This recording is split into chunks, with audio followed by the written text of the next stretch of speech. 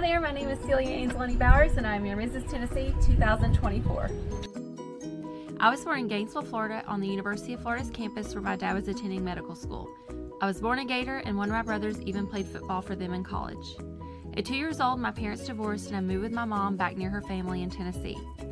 My papa was a Southern Baptist preacher, and with my mom all by my side, I sincerely asked Jesus into my heart at the age of 7.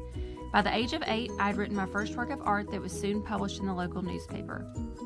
Despite suffering a multitude of adverse childhood experiences, I excelled in school. I found favor and the attention I craved from my teachers. Fast forward to the age of 25, I began sharing my testimony when I published my first book. You could say this is when my platform Lead with Love was born. At that time, I would have never dreamed of holding the title of Mrs. Tennessee. Although 5 years sober, my healing work had only just begun. I use the word love interchangeably with God in most of my work. For instance, my podcast is called Love Waits for You, and that I know to be true. Although these hobbies don't help support my family at this time, they each have been featured in the media throughout my state. To the people who have supported me and believed in me along the way, I deeply thank you. Within my ministry, I travel across the country sharing the redeeming power of God's love to help others transform their pain into their superpower and their darkness into light. Lead with Love is more than my platform in pageantry. It's my ministry and a movement that begins by looking within. I also advocate for national organizations like CASA. I have a heart for those in need, especially abused or neglected children. I've been married for 5 years to my dream guy, Dr. Dane Bowers. I don't give him enough praise. He is my biggest cheerleader when it comes to my mortgage business, pageantry, and the desires of my heart.